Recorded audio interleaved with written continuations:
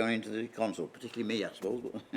Members of the public, I would like to say that as a committee, we understand that the matters under consideration tonight can be very emotive. However, please be respectful of those around you in the public gallery and the committee and refrain from any booing, cheering or any other form of disturbance. Right. Before we move on to the business, I'd just like to say I'm David Beeman. I'm chair of this committee. I'm a Farnham councillor. And can I... Good evening. I'm Councillor John Rabini and I'm Vice Chairman of Southern. Good evening. Fiona Cameron, Democratic Services Manager. I'm clerking the meeting this evening.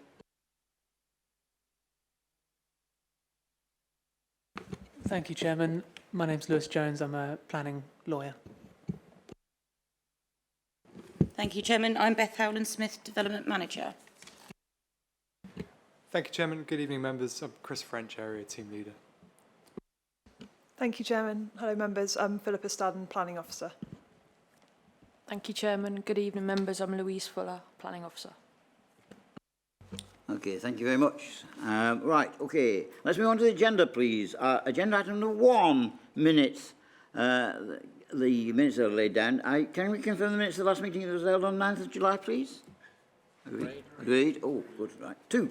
Apologies for absence. Fiona, are there any apologies for being received? Thank you, Chairman. I've had apologies from Councillors Simon Deere and Anna James. No, agenda number 3, disclosure of interest. Are there any declarations of interest that have been received prior to the meeting? None received prior to the meeting, Chairman. Agenda item 4, questions by members of the public. None received, Chairman. Agenda item number 5, members. Are there any questions from members? None received, Chairman. Agenda item 6, Beth, are there any relevant updates to government guidance or legislation since the last meeting? No, Chairman, there aren't any. Agenda number 7, the performance against government targets, they were reported to the August meeting of the Joint Planning Committee, yes? Right, to the meeting. Agenda item 8, there's been site inspections. There hasn't been a site inspection in relation to this particular applications before us. For those of you who realise, we've got sort of 3 different applications, all on the same location. We've spoken with the speakers and offered them the option of each speaking for up to 12 minutes, in reality 5 to 6 minutes each, rather than 3 times 4 minutes each. Is the committee happy with that situation?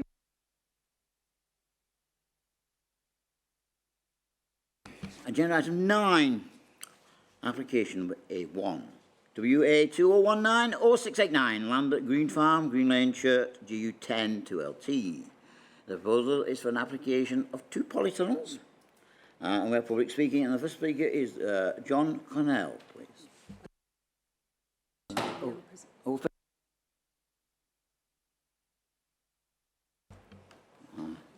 Yes. Thank you, Chair. Good evening, members. Members will be aware from the agenda that there are 3 applications at this site for the erection of polytunnels. Have been submitted as separate applications. Officers will present them separately. Turning to this application, this proposal is for the erection of 2 polytunnels to be used in association with a small-scale cut flower enterprise. As part of the proposal, the applicant has advised that there may be a small number of educational visits to the site throughout the year. They have indicated that there'd be a maximum of 5 visits per year. I'd like to draw your attention to the update sheet, which has inserted an additional paragraph entitled Employment in Rural Areas, where officers have concluded that the proposal would enable the further development of the existing agricultural use at Green Farm and consider this to be an economic benefit of the proposal. As noted in the update sheet, this has not altered the officer recommendation as set out in the agenda. As a point of verbal clarification, the officer reports for each of tonight's applications refer to the proposal seeking to employ 2 full-time members of staff. These 2 members of staff would be employed across all 3 proposals under consideration rather than 2 per proposal. Similarly, the reports also refer to there being 2 to 3 collections per week. These would be for all of the proposals rather than 2 to 3 per application. I'll now run through the first application. So the application site is located to the north of Green Lane in Churt, and the application under consideration here is outlined in red. The site comprises an existing access track, shown here, and part of an existing open field to the north of Green Farm. Footpath 35 runs horizontally through the field here. I've provided an illustrative plan here to indicate which particular polytunnels are under consideration in this particular application. Just here, outlined in red. And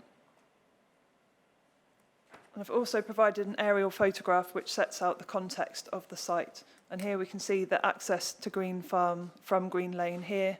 The access track runs through the site here, and the footpath runs across the field here.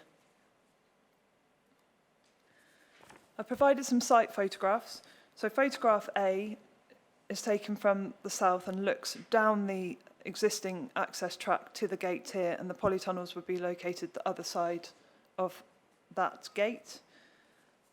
Photograph B is taken from the southeast and is looking across the field, so looking in this direction.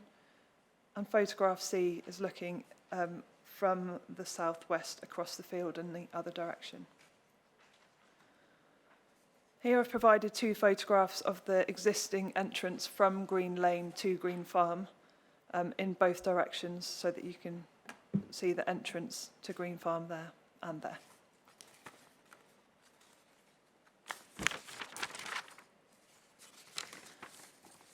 So here we have the proposed block plan.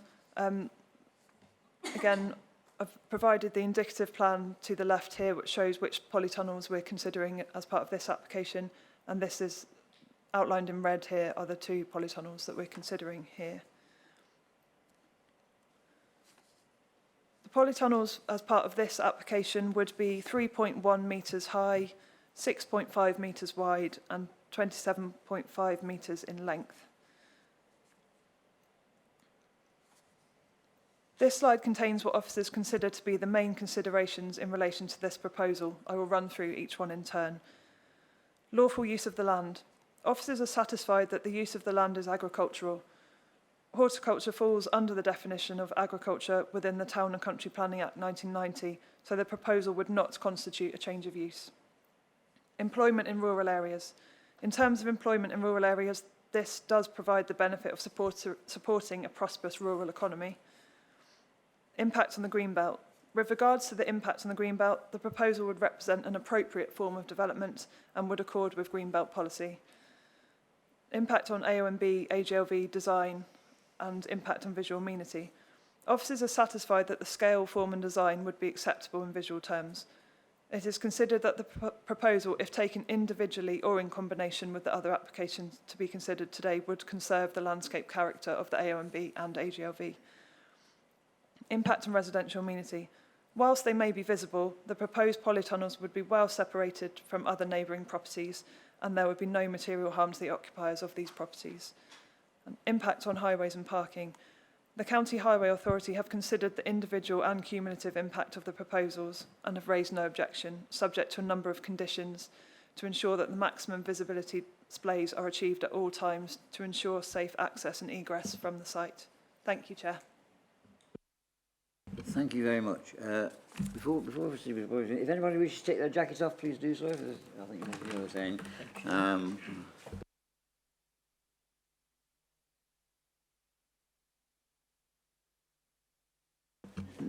Now we come round to public speaking. Now is your time. First one is John Canal. Would you come forward, please?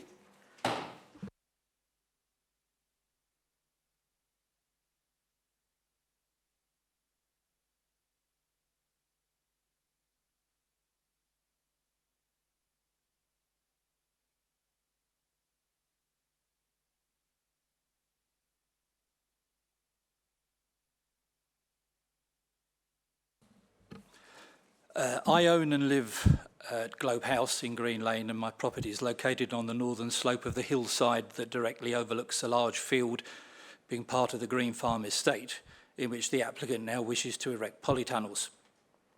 The field was once an orchard and is in more recent times has been used to graze livestock. The Surrey Hills Management Plan identifies key pressures and threats to the area of outstanding natural beauty, one of which is the change and diversification of agricultural use into activities that may not necessarily be conducive to the protection and enhancement of the special character of the area. In this case, to change from pasture and grazing to horticulture and polytunnels. Enormous plastic polytunnels cannot be classified as traditional farm buildings, be regarded as being of high quality design, nor can they relate in size, scale or character to their surroundings. They cannot be screened by plant beds because they're all over 3 metres tall. They'll block long distance views from the local public footpath and residential property. Polytunnels will obviously alter the look of the field, which will clearly detract, not preserve or enhance the openness of the green belt, area of outstanding natural beauty and area of great landscape value, and thus conflict with the ethos of the National Planning Policy Framework to protect and not harm. They will, in fact, dominate visual amenity. I note the majority of my immediate neighbours have raised objections to the planning applications. All have expressed their concerns that the increased traffic flow will have on the local single width roads and unmade cross-country tracks. And many have detailed in their objections the specific issues and problems that occur all too frequently as a result. Green Lane and Old Barn Lane are narrow, windy, single-track country lanes which commercial vehicles servicing the proposed horticultural business will be required to navigate throughout all 4 seasons. Access via the Tilford Road affords a single passing place at the bottom of 2 steep inclines, which in certain bad weather conditions are only accessible by 4x4 vehicles.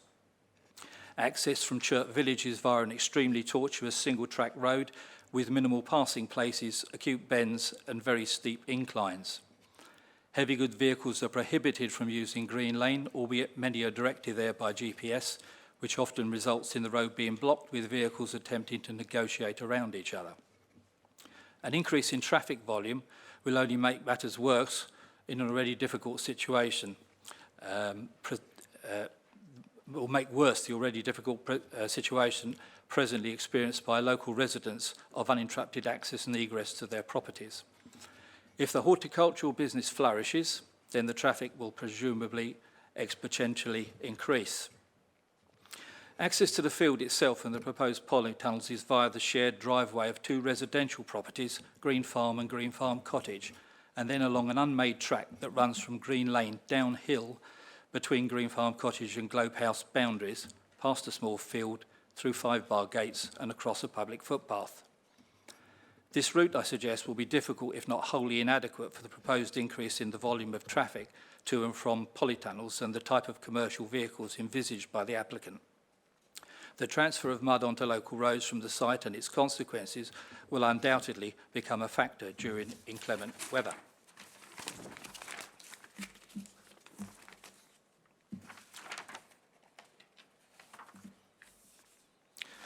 The extra pollution and noise resultant from the early morning and evening deliveries and collections will also clearly impact on the occupants of Green Farm and Green Farm Cottage who share the access driveway, as well as those at Globe House and local residents in Green Lane, who will now have to contend with an increased security risk posed to their properties. This will be a particular concern to the tenants of Green Farm Cottage who have experienced opportunist thefts in recent past. No provision has been made in the application indicating where or if parking, loading and turning areas are to be provided or located. The overall development plan provided by the applicant's agent appears to illustrate a grid of access roadways around proposed planting beds in the field and alongside proposed polytunnels. The propagation of plants during spring and their storage over winter in polytunnels extends a seasonal business to an all-year-round one, which will increase traffic flow correspondingly. Erection of the polytunnels will therefore have a direct effect, an increase on the flow of commercial and private vehicles to and from Green Farm. Any commercially successful business will wish to develop and expand their operation. The prospect of further development is of considerable concern to the local community, and whilst additional polytunnels may well be subject to future planning applications, once the door has been opened and a precedent set, there is an inevitability in the direction of future travel. I note that the applicant's pre-application discussions related to 8 polytunnels. In their cover letter accompanying their submission, the applicant stated that other than polytunnels, it is not intended at this stage to erect other buildings or hard standings within the field. At this stage is hardly an unequivocal undertaking implying a limited sustainable horticultural business. Rather, it implies an intention to develop and grow and expand. 6 polytunnels now, maybe 16 in a year or two's time. It's not the horticulturists making the application, it's the Countryside Restoration Trust. If their tenants depart, they may take a far more commercial view as regards to future development.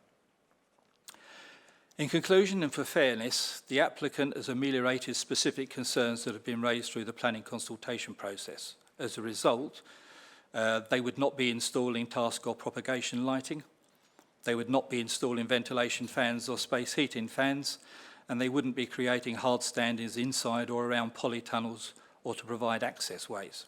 The polytunnels would be covering would be non-reflective, and the old barn access would not be used for access or egress. These assurances have been made in correspondence but do not appear to form part of the planning applications, nor are they specifically referred to in the conditions appended to the planner's recommendation. If planning permission for 2, 4 or 6 polytunnels is ultimately granted, it should be conditional and subject to these assurances being honoured. Polytunnels will clearly detract, in summary, polytunnels will clearly detract, not preserve or enhance the openness of the green belt, areas of outstanding natural beauty and area of great landscape value. They will dominate local visual amenity. They will extend a seasonal business to an all-year-round one, and this will generate a substantial increase in the flow of commercial and private vehicles to and from Green Farm. If permission is granted, it will set a precedent for future development. Thank you. Thank you very much. We have another public speaker in the sense of Jenny Hargrave. Please.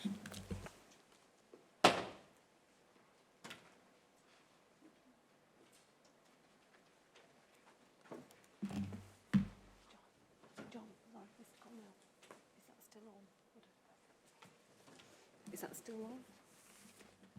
You just press that It's button. still on, okay. So I'll just have a sip of water.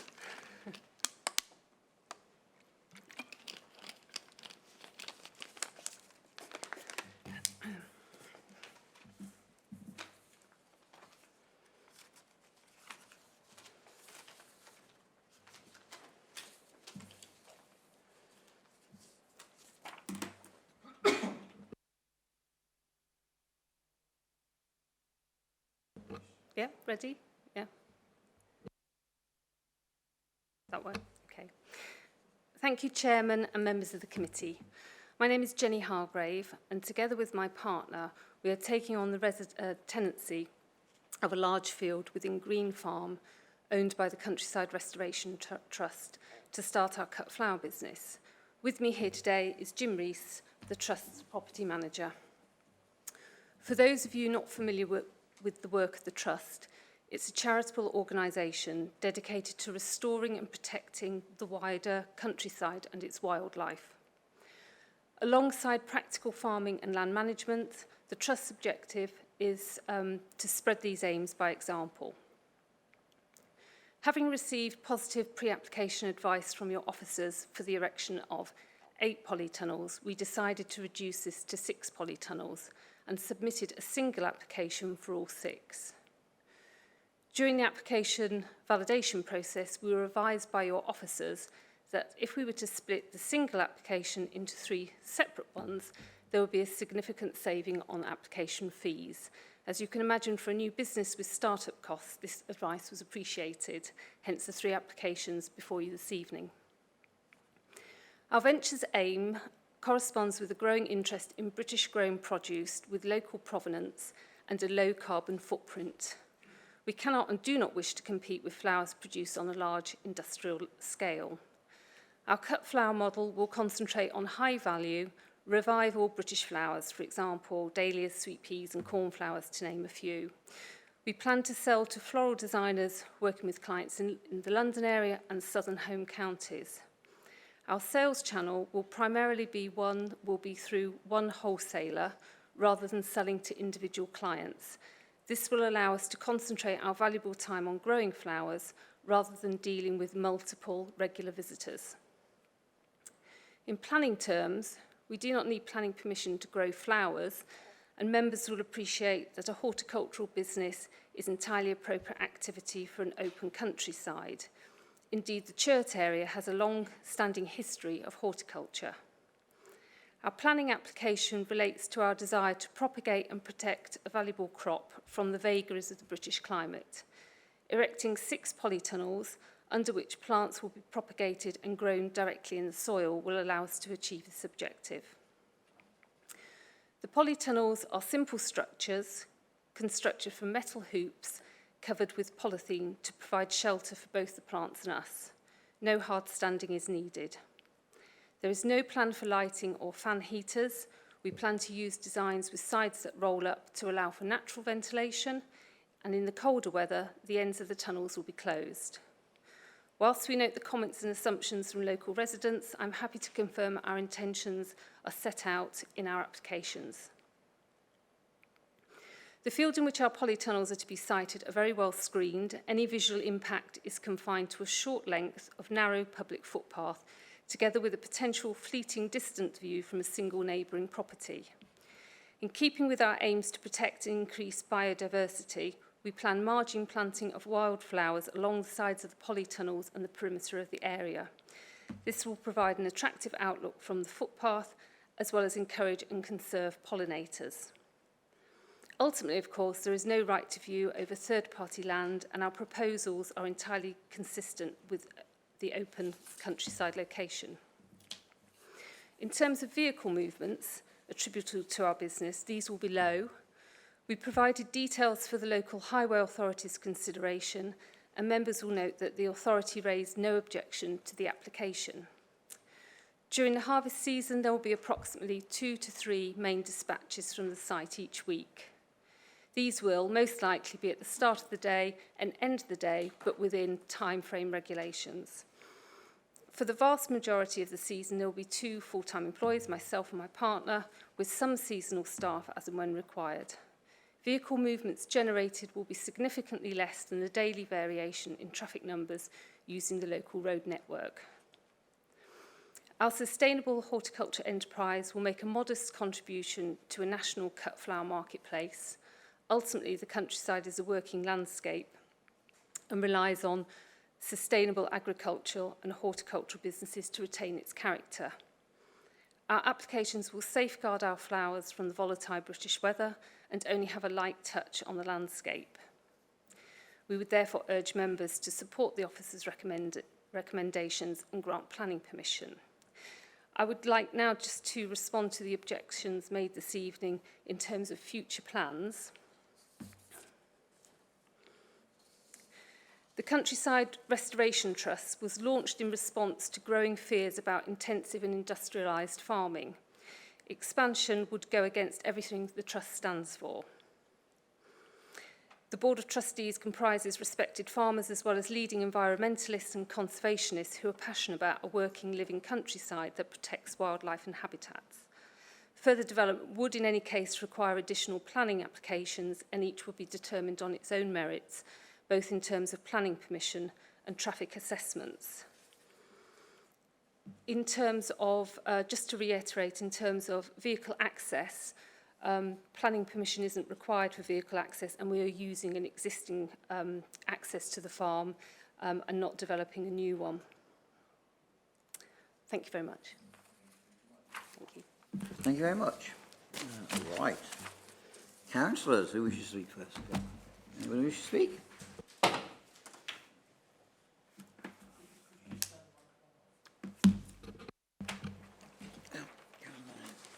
Councillor Mulliner. Thank you very much, Mr. Chairman. Can I start off with some questions? I'm afraid I didn't follow the explanation of why there are 3 applications and not 1. Could the officer please cast some light on that?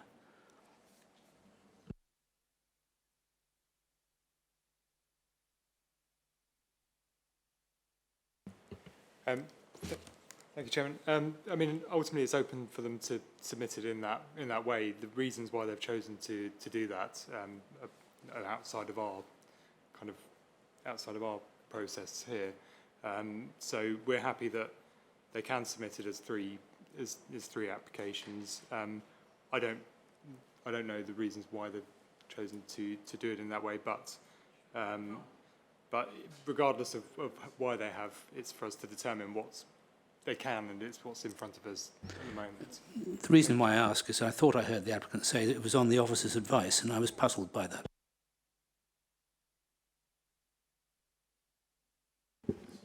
Thank you, Chairman. I think, and without wishing to speak for the officer who gave that advice, it would have been presumably a cheaper way of making an application, because it's planning fees for this sort of application are calculated based on floor area, and for a start-up business that would have been rather a lot of money. Thank you, Chairman. Thank you. Certainly, I think from a planning perspective, irrespective of the mechanism and the reason, one would look at this, I think, as the combined application. As your report says, the in-combination effects have to be taken into account. I have one other question, which I probably can't be answered at this meeting, but the main objections clearly are the appearance of these things. And it's always puzzled me whether polytunnels have to be white, which is the most obvious colour in the countryside. There was a reference in the report to the fact that you have many buildings in the countryside. But if I may say so, it should be obvious to those who do live in the countryside, they tend to be fairly inconspicuous colours. Not always, but stables and shelters, you generally can't see them too easily. And I think why people object to polytunnels is that they tend to be a fairly glaring white, even if they don't actually reflect sunlight. And purely a question, has anyone made light green polytunnels or things which actually would blend in? Not a condition, I know, but... And the other question I thought was relevant, but wasn't actually mentioned in the report, maybe County Highways never said. I mean, what is the average traffic flow on Green Lane? Are we talking about 10 vehicles a minute, or 10 vehicles an hour, or 10 vehicles a day? Well, I think Beth wants to answer the second question first, yes. Thank you, Chairman. In terms of the colour of the polytunnels, I'm not aware of any green polytunnels. I'm sorry. In terms of the cumulative effect of the, as you say, the collective, as this is the first item on the agenda, there is no cumulative impact to assess that against. So I would urge you to treat this in isolation at the moment. If you proceed to agree with the officer recommendation, it will become a material consideration, and then you'll have the opportunity to assess the in-combination effects of those which have already got planning permission, if that makes sense, Chairman. In terms of highway comments, I don't know if Chris or Philly would like to make any comment. Thank you for your question, Councillor Mulliner. So the County Highway Authority have assessed the proposal and came back to me to ask for clarification. I then went to the applicant's agent, who then had a discussion with the Highway Authority so that they could obtain any information that they did need to make a full assessment. We also went back to them and asked them to consider any cumulative impact, as Beth just pointed out, and as such they have clarified that they don't have any objection, subject to a number of conditions to ensure there's safe access and egress. I'm sure that the Highway Authority are aware of traffic flows, but that wasn't something that needed to be set out to us. It's something they took into consideration in their assessment of the application. Well, Chairman, if I just wind up with a comment for the future, really. County Highways are our statutory advisor on traffic matters. Their word, though, is not law. We're entitled to reach our own decisions. And I would say in future, if we ever have a similar application or where traffic flows are an issue, I, for one, would be grateful for the evidence. And if they don't tell you, please ask them. If they have the information, it's not really good enough that they keep it secret. If one knows what the traffic flows on a road are, you can much more easily assess whether the additions are going to make a difference. Now, from what I know of the area, I suspect that There's very good reasons for county taking the view this is not going to make a big difference. The vehicles are going to be small Luton vans, 2 or 3 a week. I can't see it making any difference at all. But just for future reference, I think getting information out of county highways, who, without being unfair, are not treated by this committee and Joint Planning Committee here as necessarily always being right on everything, and having evidence from them as to why they reach their conclusions is actually very important. As we're in the start of a new council, forgive me for trying to set the ground rules for the next four years.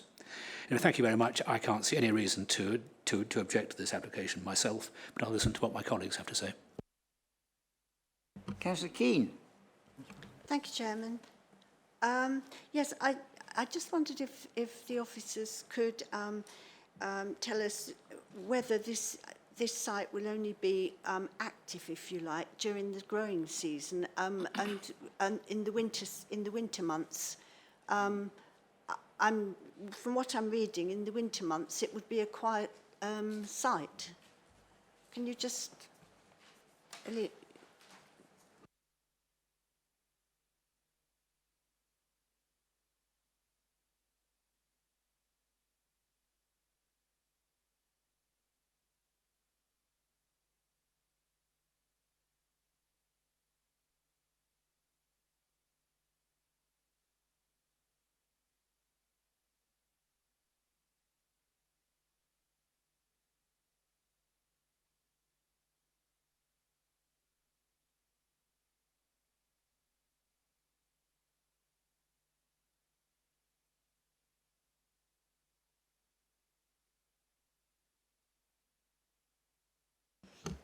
Thank you, Chairman.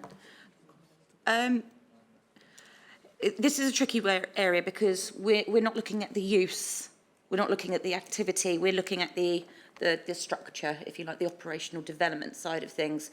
So we can't really fairly seek information regarding activity outside of the scope of the application. Thank you, Chairman. If I could come back, Chairman, it was really on the traffic flow and you know, the amount of people that would be using the site, i.e. extra staff and so on. And I was only asking that if they have a season, you know, when they're cutting flowers and what have you, it would be busier than when they're actually growing the flowers. So I'm thinking that it probably would be only maybe half a year that they would be having more traffic flow. Are you with me? I just make the point that it's not just traffic flow, it's the status of the road they're travelling on, isn't it, which can vary by season as well, of course. Councillor Nicholson. Thank you, Chairman. Well, this is an emotive subject, so I fully understand why it's come to committee. But it is a green local enterprise, is producing local flowers for local sales, which is a plus point. But to move on to the two main planning issues, the first is transport, and I know Green Lane, it is a narrow and a winding lane. However, there is very small transport movement for this scheme, so I'm satisfied there. The second point, perhaps more so, the visibility of the polytunnels. There is some visibility, which is perhaps a little worrying, but it is well landscaped, so my view is that it's a reasonable scheme, and I tend to support it. Councillor Rini. Thank you, Mr. Chairman. Two questions. The applicant stated that we're only going to have traffic movement at the start and the end of the day. Do we know what they mean by that? I mean, school time starts about 8:30 to get kids to school. Are we talking of that time? And the end of day, are we talking about darkness, do you think, or what sort of times are we talking? Any information?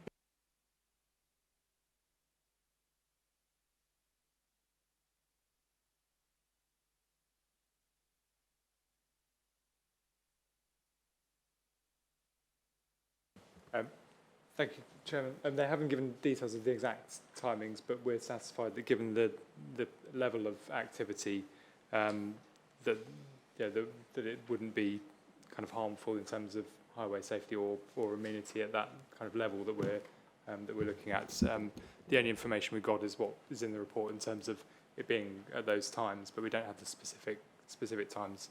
Thank you. Thank you. Yes, I was thinking about disturbance to the neighbours. My second question is the footpath that runs through the land. Obviously, the ingress of the trucks will cross that footpath. Have you got any idea of any visible sight lines? Is it safe to cross at that point? Obviously, I'm thinking of pedestrians against vans, and I want to make sure there were clear sight lines where they crossed. Was that part of it?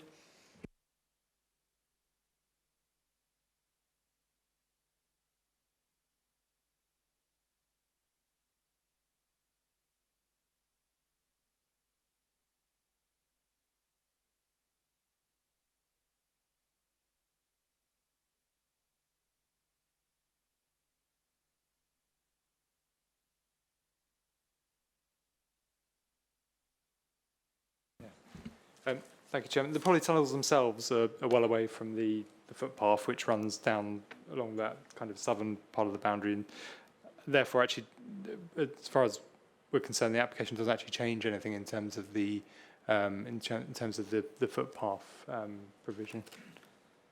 If I come back, Mr. Chair, all I'm suggesting is that with the extra flow of vans, I know it won't be very often, but they have to cross the footpaths, don't they?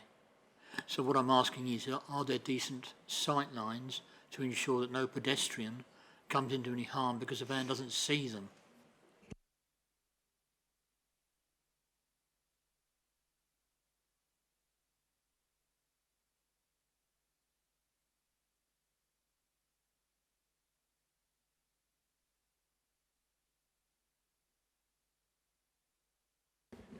Thank you, Councillor. If there was a concern in terms of kind of visibility and safety, that's something that the Highways Authority could have referred to in their correspondence. So it's also the case that vehicles could access the site at the moment. Therefore, it's not likely to have a significant effect in our opinion. Thank you. Councillor Sherwood, I think you're next. Thanks, Chairman. First of all, a couple of observations, and my apologies to the officers for not raising it earlier, but I've been away. I note the target date for this application, which is a small application, was the 14th of June. Here we are at the beginning of August. Sorry, that's really not good enough. And when I go through the planning history, the whole file, there isn't much other than neighbour objections from about mid-June. But when I look at the planning history and constraints, 25 in number, 16 have got nothing to do whatsoever with Green Farm. And when you get what I think is a typing error, Globe House on one occasion becomes Glebe House. I rather think they're one and the same. But we go back to the Haslemere Urban District Council days for those 25. But just an observation, I think we could have done better. CART, the Countryside Restoration Trust, a charitable organisation set up to restore and protect the wider countryside and wildlife. This application for polytunnels, I'm sorry, I do not think it really conforms with what the planning authority are required to give substantial weight to any harm which might be caused to the green belt by inappropriate development. And we are looking at AONB, AGLV, green belt, the whole lot. One of the things, the pre-application asked for 8 polytunnels. Okay, it's now down to 6. No real reason for that reduction in number. But I know Green Lane really quite well. There's 3 signs when you approach it from the Tilford Road. One says Green Lane, the other says minimum width 6 feet 6 inches, and that's when the hedges aren't growing, I might say. No HGVs. They talk about light vans for picking up flowers, etc., etc. But I know the area quite well. And what this part of the world has is a lot of sand and ironstone. Therefore, the compost that they talk about 2 or 3 times a year for delivery, I think is going to be a rather bigger number than that. And that's not going to come in a wheelbarrow or a light van. I'm sorry, this whole point about the road, I met a post office van when I was driving down there today. I had to back up quite a long way. I can assure you, to get into someone's drive, to get the van through. I did get a nice smile and wave from the lady who was driving the van, so it was all worthwhile. But it is a very narrow, broken up road, and I do worry about that quite considerably. I look at, let me just flick to it very quickly. It says the proposed materials are those commonly associated with similar structures. Yes, polytunnels don't have much choice, do they? They don't come with bricks and mortar. But I do worry about where we're going with policy TD1 and ST1 of the local plan. It's quite clear to me that this TD1 requires development of a high quality design and to be well related in size, scale and character to its surroundings. Don't think 30 or nearly 30 metre long polytunnels quite fit that description in my book, but then, what do I know? It's a rural area in a lovely countryside location, I've already said. The site that is proposed is a north-facing site with hedges around, and knowing our climate in this part of the world, I can't believe that it's going to escape having no heating whatsoever in there. Condition 5 I worry about too, and informative 4, because in the report it says any further applications will have to go through the planning process, but informative 4 doesn't say that, it says may. The traffic also, we're talking about the tenants, 2 of them, and seasonal workers, and maybe the odd visiting group. They've all got to be taken care of. Transport again. We haven't heard anything about storage, water, or other facilities that the workers are going to have. Local planning authorities are required to give substantial weight to any harm which might be caused to the green belt by inappropriate development. And to me, the polytunnels are inappropriate development in this part of the world. They're not pretty anywhere. And I think we have a duty to respect our countryside, the AONB, Greenbelt, AGLV, etc. Thanks, Chairman. Okay, thank you very much, Councillor Adams, I think. Thank you, Chairman. I just wondered, did a highways engineer actually visit the site and drive down Green Lane? Thank you. I don't know what sort of assessment highways did in terms of whether they came out to visit, but they made their assessment based on the information they had and needed to obtain, because they did go back to the applicant for clarification. So they've made their assessment in the way that they've made their assessment. I'm unable to confirm if they visited. Well, thank you. I mean, I don't think you can make an assessment just on the views of the applicant. That's really rather one-sided, isn't it? I mean, I've used Green Lane, not used it, I've been down Green Lane quite often when I've been doing deliveries, to be honest. And it is, as Councillor Isherwood said, very difficult even to pass each other, and you do need to find someone else's drive to back into if somebody's coming the other way. Your picture of the lane actually was quite good because it really shows how narrow it is. There's also, of course, just before Green Lane, a big dip, a really big dip. And certainly in the winter, I mean, if there was any ice or snow on the road, that needs somebody to go out there and put salt and whatever to make sure you can actually use it. And it's certainly not a high priority road as far as Surrey is concerned for clearance. So I think that I'm afraid the officers have rather not the highways engineers, actually not for the first time, be taken rather cavalier attitude in this particular case. If we do go ahead with this application, then I think we should put a condition in respect of the lighting. And I'm not sure that actually, as all of these applications require, as I say, the same number of people and the same amount of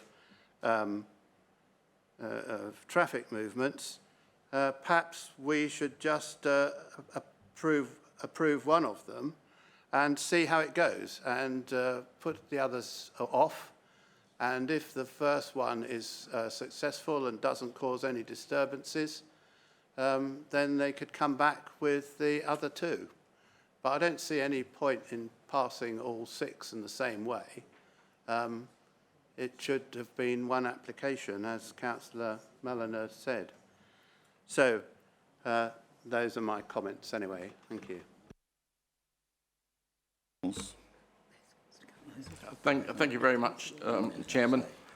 There's several points that concern me. I'm going back to Councillor Mulliner's remark at the start, to which the reply was we take them in their own merit, but at 9.1 it does say that we take it all at their own merit, but officers regard the combination effect of the proposal as the material consideration.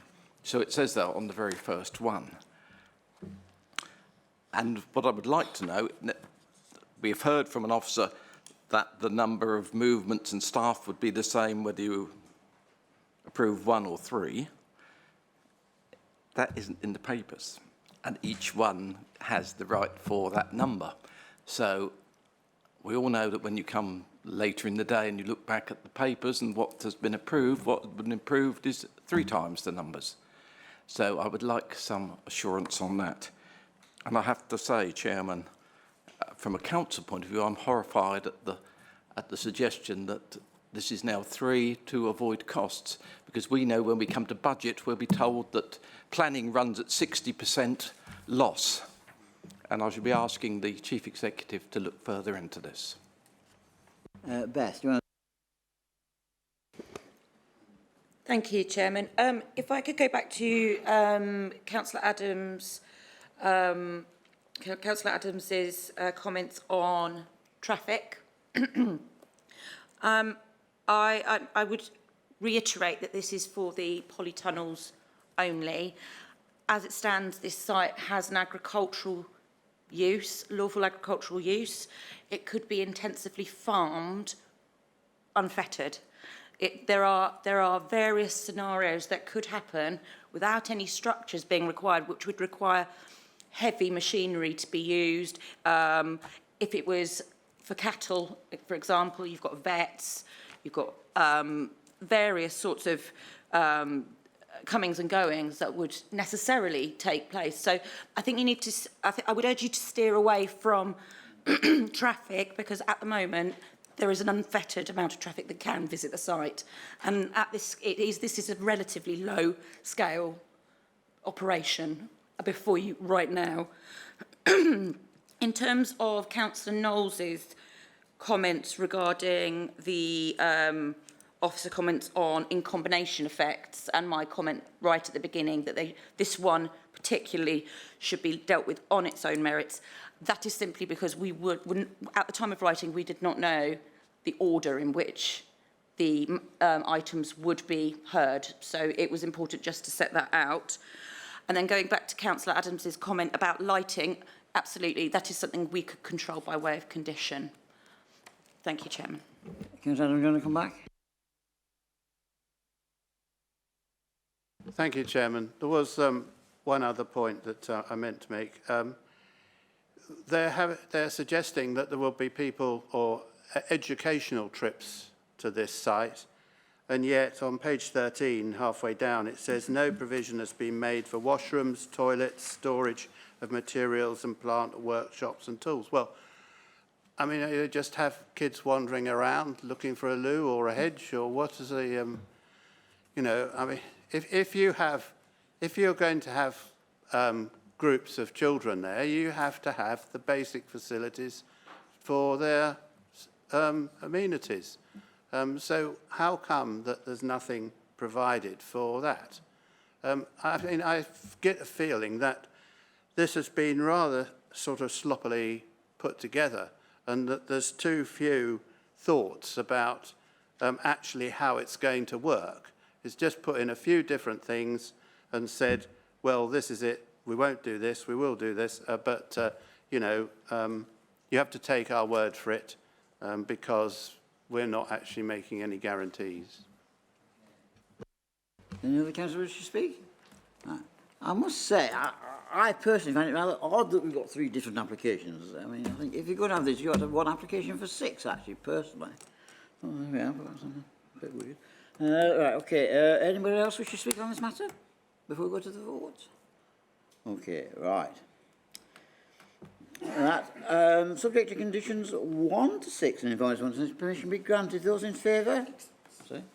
Excuse me just 1 minute. There was a suggestion of an additional condition about lighting. Yeah.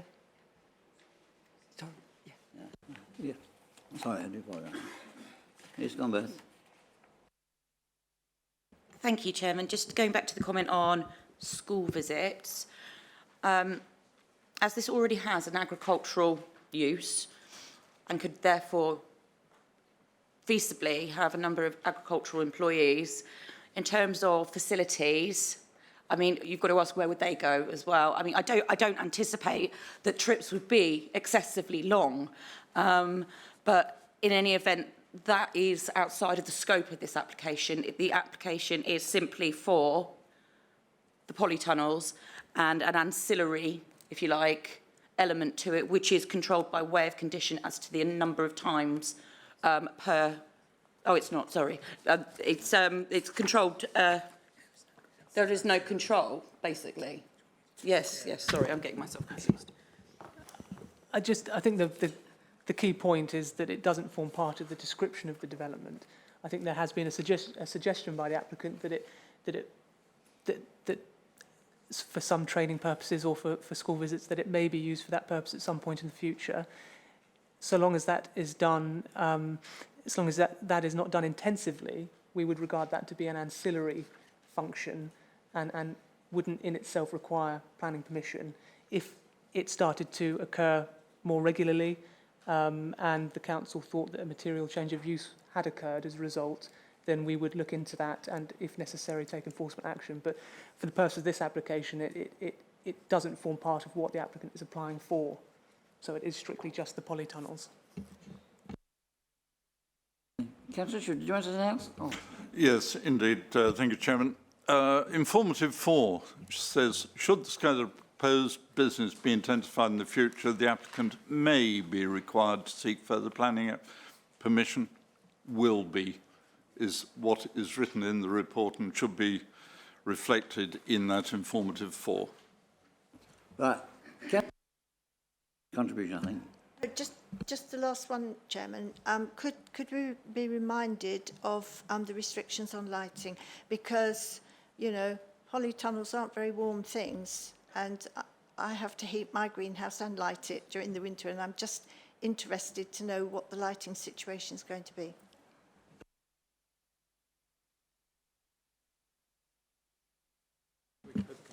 Thank you, Chair. The applicant has confirmed there would be no lighting or heating, but of course we can attach a condition to ensure that that is the case. If they feel it's reasonable. If you feel it is reasonable to do so. Okay. Right. Okay. We'll add the word will rather than main informative 4, actually, Councillor Sherwood. I think that's the best thing to do. No, Beth. Go on. Chairman, I think informative 4 is correctly worded.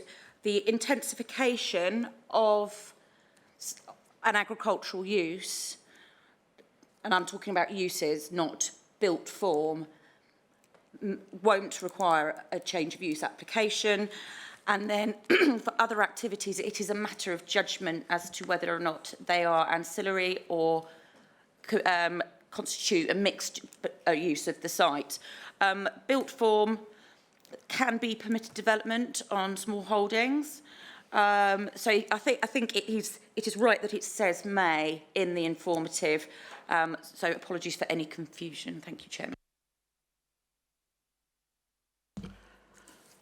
I think we'll go to the recommendation and vote that. Subject to recommendations, conditions 1 to 6 and informative 1 to 7 permission be granted. Those in favour, please. Sorry, Chairman, forgive me interrupting. Are we getting an extra condition about lighting? Well, we're told none. Yes? No. Put one on. Yes, an extra condition about lighting. Should it be passed? So, sorry, excuse me, Chairman. Do the committee want to put an extra condition on that? Yes. So there would be an additional condition regarding and a reason for the condition, please. I would. I think. Well, amenity is the usual. I was going to say also for neighbours, but specifically it would harm the area.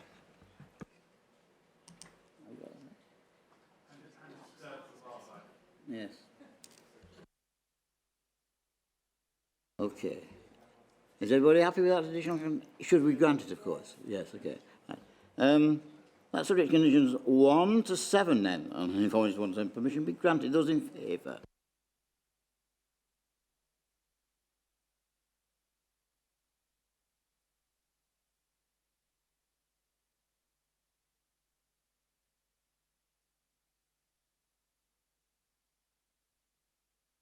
And is there an abstention? Has someone abstained?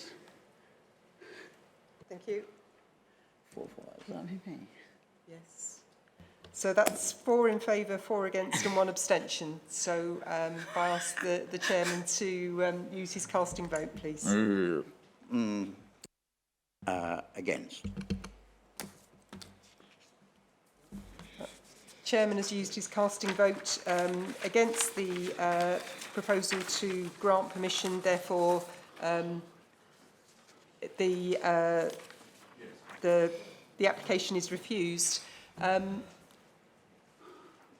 Or could the committee provide reasons for refusal, please? Impact. We'll get the reasons in.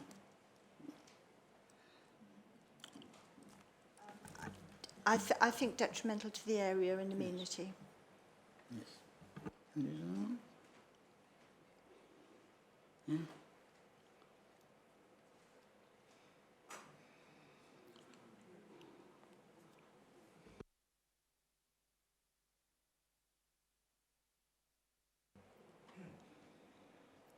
Sorry, Chairman, I would steer you away from greenbelt reasons as it is this sort of development is not regarded as inappropriate within the greenbelt. It does fall under one of the exceptions. If you wanted a landscape reason, I would be minded to veer towards AONB grounds. Thank you, Chairman. Policy TD1 of the Local Plan 2018 requires development of the high quality design and to be well related in size, scale and character of to its surroundings, and retained policies D1 and D4 of the Local Plan 2002.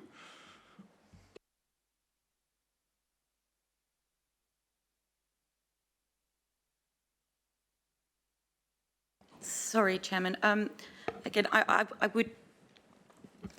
I would steer you away, although it is within your gift to cite that as a reason for refusal, but unfortunately there is very little scope to redesign polytunnels. They unfortunately are what they are.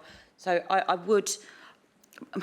I'm leaning towards that it would be unreasonable to refuse it on design grounds. Thank you, Chairman. I think when I was saying we would like to see this application come as 6, basically. I mean, that's what I want to do. But can't that's a refusal, isn't it? Chairman, could I ask a question? Go on then. I'm not sure I follow the argument. If something happens to have the character where it has one design and one design only, one can understand the point, you can't change that design. But if the conclusion is that design is inappropriate in the particular location, that is surely a perfectly valid reason for saying no. If I've got that wrong, could you explain? As I said, Chairman, I mean, it is within your gift to refuse on design grounds. It's simply my advice that polytunnels are not, admittedly, they're not the prettiest of structures, but they are there and have been designed to serve a particular purpose. But you are entitled to site design grounds. Thank you, Chairman. I think Councillor Mulliner has a strong point there, actually, and I would like to go on that grounds, I think.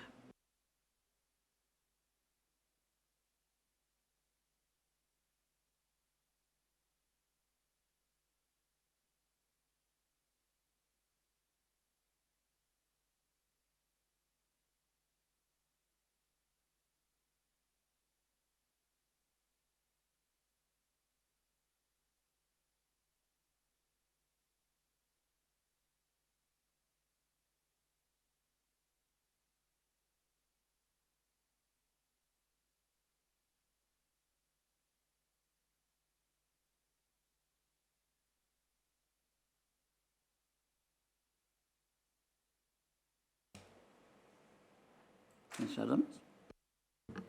Chairman, I'm not sure how you put this in a plenary reason, but my primary objection is this whole thing's too woolly and there's not been enough research, as Councillor Mulliner said in the first place, about traffic movements. There's not been enough research about how it's going to be used. There's not been enough research about how these visiting parties are going to be catered for. The whole thing is far too woolly. And just putting up polytunnels on the vague idea that you're going to grow flowers in them and cut them twice a day or whatever and dump some fertiliser in there occasionally 3 times a year. I mean, it's not sufficient information for us to know how they're actually going to operate this service. It's all very well saying that it's going to be a great success and that here we are approving it because it will provide additional employment locally, it will provide additional this and that for the environment here and there, but there's no actual explanation as to how that is going to be achieved. And that, I think, is, I don't know if you can put that in the thing, but that is one of my major objections to this scheme. And I think a lot more research and definition of what we're actually going to do should have been put in the paper.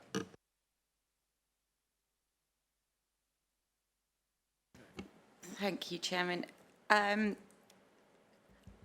I explained previously, we are looking solely at the structures.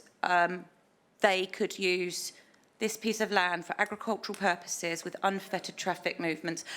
It is beyond our powers to require further information as to the operation if it is operating in accordance with the lawful use of the land.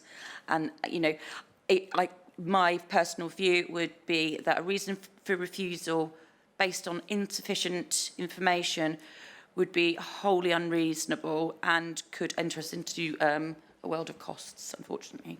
Thank you, Chairman. Yeah, thank you. Well, I understand your sentiments, Councillor Adams, totally, yes. Have we got some wording about this design?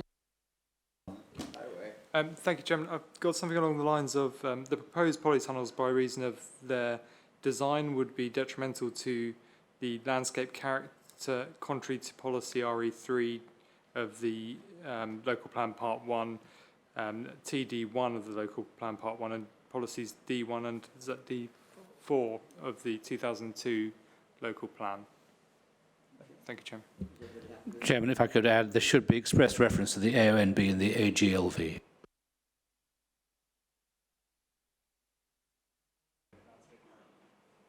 Okay, with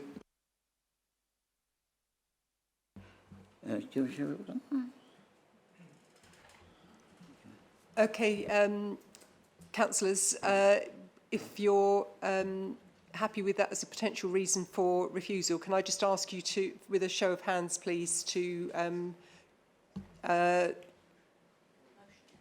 yes, can I have a proposer and a seconder to refuse the application for that reason, please? So Councillor Knowles has proposed, Councillor Adams has seconded. So if I could have a show of hands, please, to refuse the application on that design reason, citing policies RE3 and TD1 of the Local Plan Part 1 and policies D1 and D4 of the 2002 Local Plan. So show of hands, please, to refuse the application. 1, 2, 3, 4, 5. Thank you.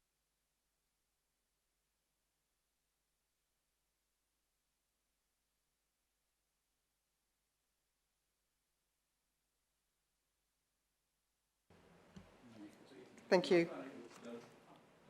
Okay.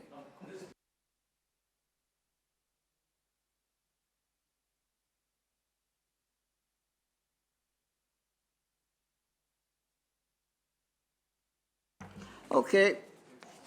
Next applications are virtually similar. Do you wish to go through the whole procedure again? I'm quite happy to, if you so wish. Or what? What would you feel?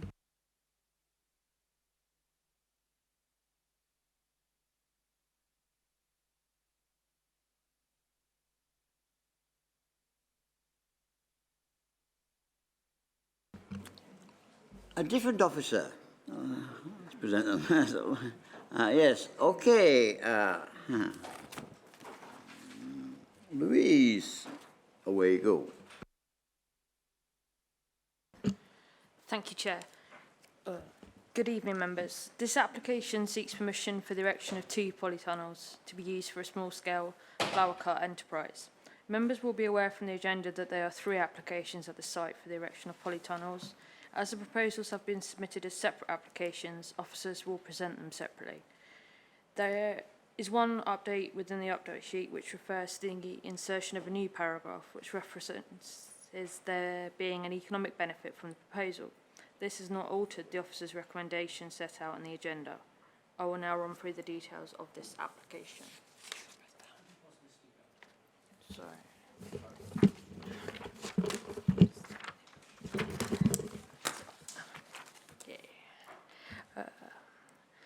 The application site is located to the north of Green Lane in Churt, shown outlined red on the location plan.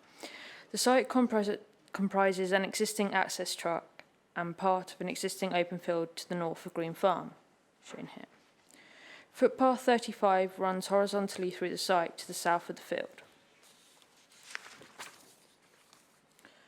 This site plan shows the location of this application in relation to others at the site, which will be discussed separately. The polytunnels subject to this application are the ones within the red outline.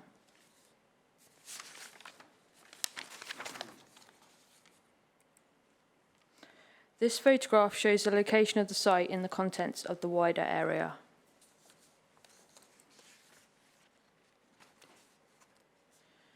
Okay, these are some photographs from the site.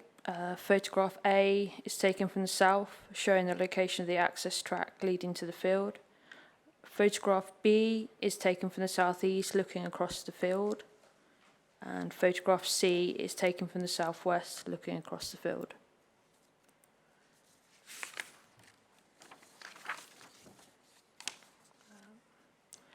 This slide shows the proposed block plan, showing the 2 proposed polytunnels, and the indicative plan on the left shows the location of the proposed polytunnels in relation to the other applications at the site, which will be discussed separately. This slide shows the elevations of the polytunnels. The 2 proposed polytunnels would be 3.1 metres high, 6.5 metres wide, and 27.5 metres in length.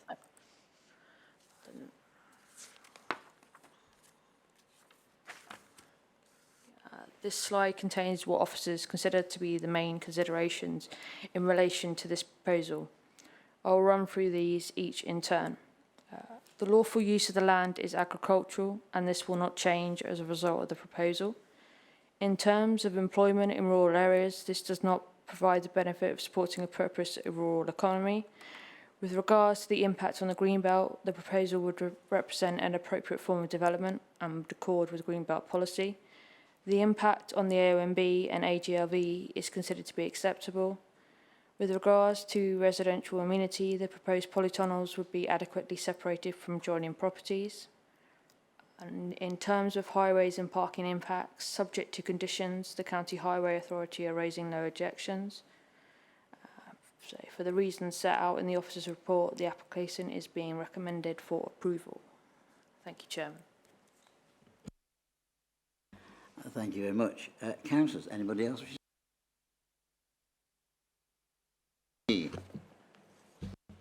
Thank you, Chair. I, as you know, voted my way on the first application. I'm looking at this one, and the reasons coming forward will presumably be the same. My feeling is that Green Lane, as this is agricultural land, tractors will already be using that lane. So I don't quite understand why a light van would make a lot of difference. My second one is, we've said about the structures. We have very similar structures over at Milford on a Tuesley Lane, which is also a small country lane. They are there, so I don't understand why we can object to one and pass the other. Anybody else wish to speak? Any other councillor wish to speak? I don't believe that. Right.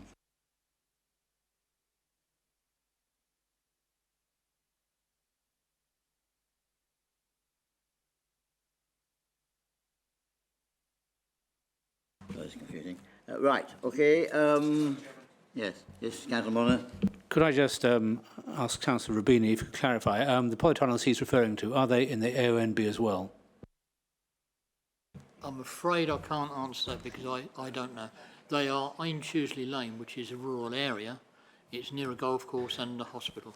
Thank you. The point is important because I think I entirely agree with you that if one did not have the AONB and AGLV as a factor, it would be quite difficult to come up with a consistent and defensible reason for refusing one, but not having given permission previously for the others. Although I personally don't agree, I can recognise that the AONB and AGLV does add a factor which does give greater weight to the objection.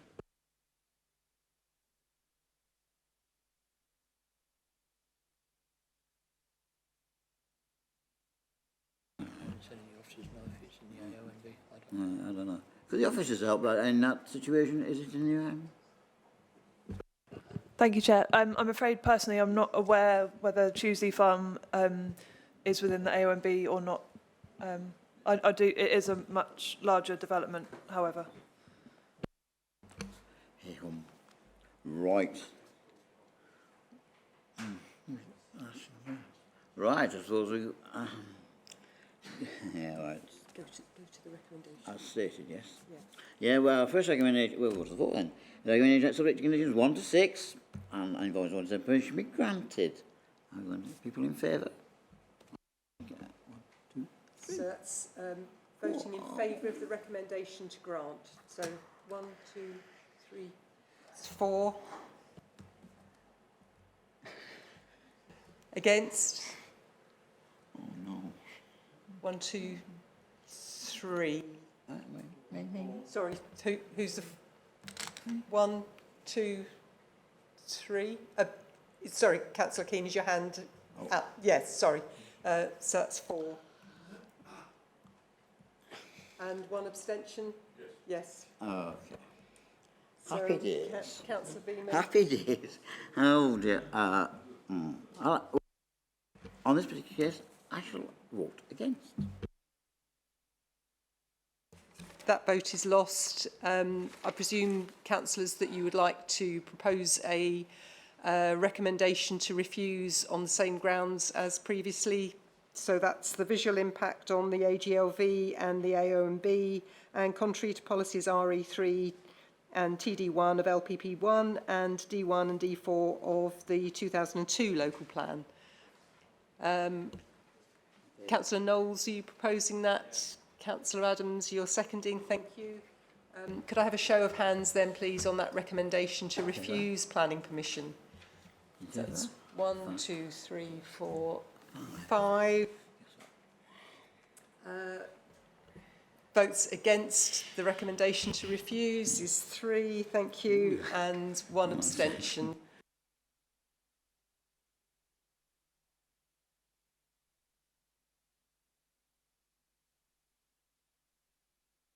Councillor Nicholson, did you abstain? I'm not to say no.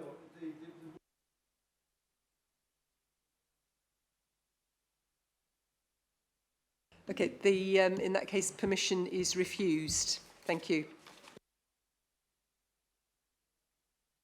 Guess what? Application A3, W 2019-0691, land at Green Lane, Green and Church Road. Proposal, guess what? The application proposes the erection of 2 polytunnels.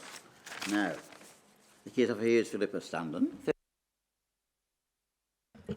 Thank you, Chair. Members, I will keep this as brief as I can. The application is for the erection of 2 polytunnels used in association with a small-scale cut flower enterprise. The particular application we are considering at this point is marked in red on the location plan. And on the illustrative plan here, we are considering this particular proposal. The polytunnels proposed as part of this application would be 3.1 metres high, 6.5 metres wide and 27.5 metres in length. And the same matters are for consideration here: lawful use of the land, impact on the green belt, impact on the AONB, AGLV design and impact on visual amenity, impact on residential amenity and impact on highways and parking. Thank you, Chair. Councillors, anybody wish to speak?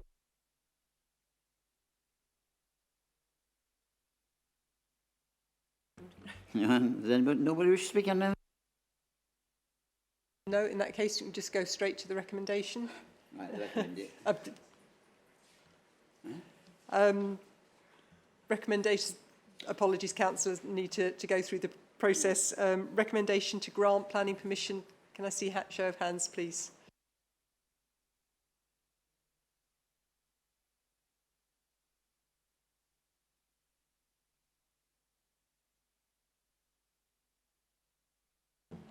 And against? 1, 2, 3, 4, and an abstention.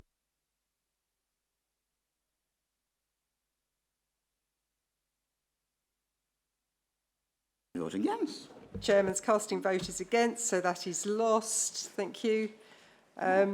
So, again, as before, presume that the recommendation to refuse on the same grounds as the other 2 proposals, visual amenity on the AGLV and AONB, contrary to policies RE3 and TD1 and D1 and D4 of the respective local plans.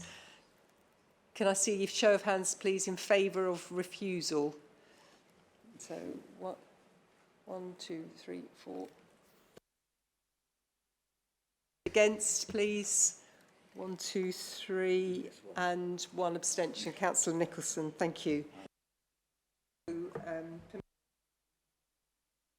Okay. Item 12. Well, there being no items to consider in exempt session, so that concludes this evening's interesting meeting. Thank you very much, councillors.